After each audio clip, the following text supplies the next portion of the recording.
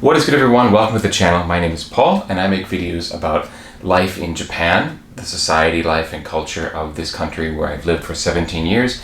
And I also make videos about sneakers and talk about the Japan sneaker market and what's popular and that kind of thing. So if you're interested in either Japan or sneakers, please consider subscribing to the channel.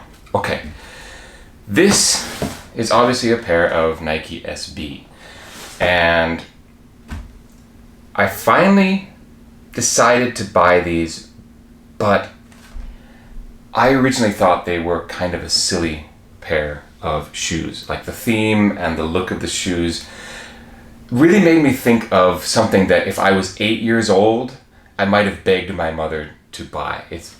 It seemed really childish to me, but I decided that because I really love any kind of shoe that has anything to do with Japan, so some kind of Japan connection, Japan theme, collaboration with a Japanese boutique store like Ambush or Fragment or something like that, then I have a greater interest in it. And even though I didn't initially have an interest in these, I decided, well, I should at least get a pair, take a look at them, do a review.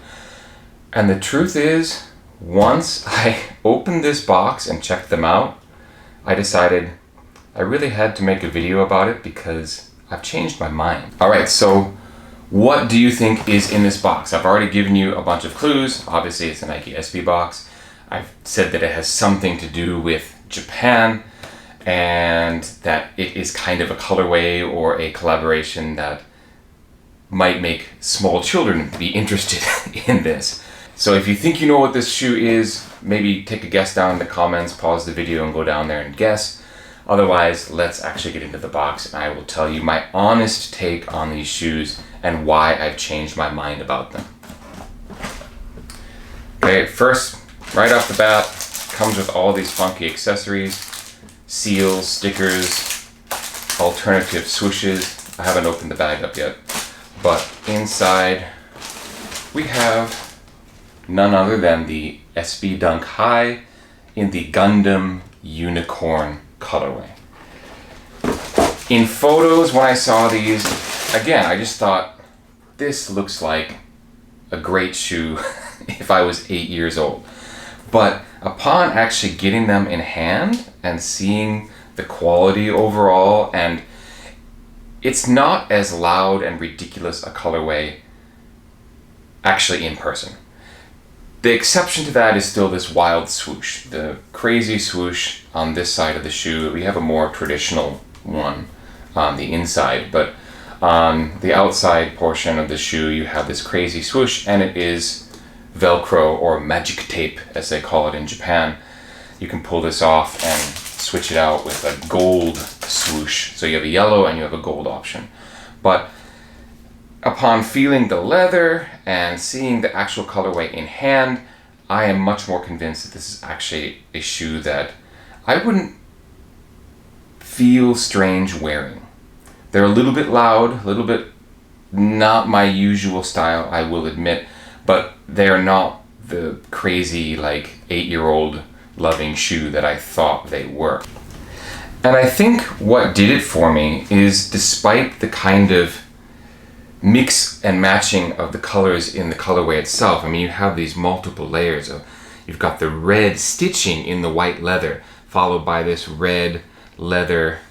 I mean, it's just, if you look carefully, it goes white, red, black, and back to white. And all of the white leather has this red stitching in it.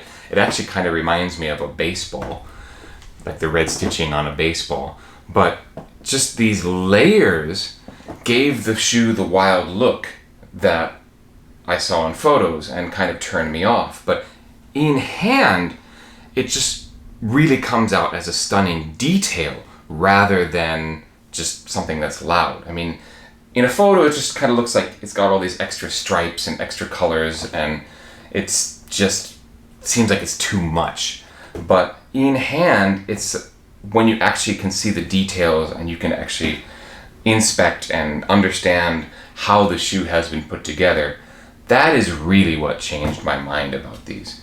I particularly love the black tongue with the red sock liner, like in here. It's probably my favorite kind of combination of the shoe.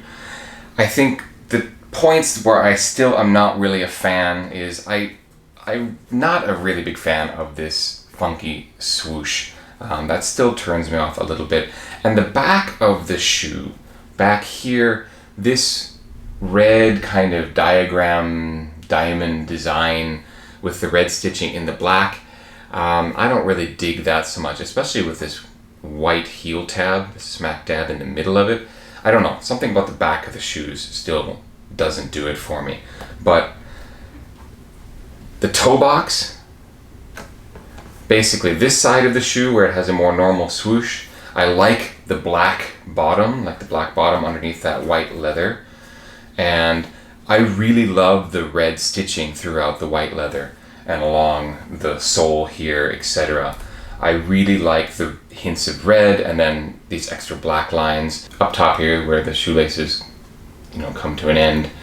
You've got this black up here as well. That all really works for me. And I guess if I could just have a slight redesign of this part and a more normal swoosh on this side, this would have been a perfect shoe and I would really love them. But it still remains a fact that they look far better in hand than I initially thought just looking at pictures. And the quality is actually completely on point. Better quality control overall. It's just a cool pair of shoes. I haven't decided yet if I'm going to keep them or pass them on. The resale on them, I basically paid resale and the price hasn't moved, so I will just resell them basically at what I bought them for. Or keep them, I don't know. What do you think? Should I keep these? I have a hunch that if I kept them, it'd be more like a collector's thing. I still don't think I'd put them on feet all that much, but let me know. Do you like these? Do you think these are a total pass? Let us know in the comments below. Thank you so much for watching this particular video. That's it for today, and I will catch you next time. Peace.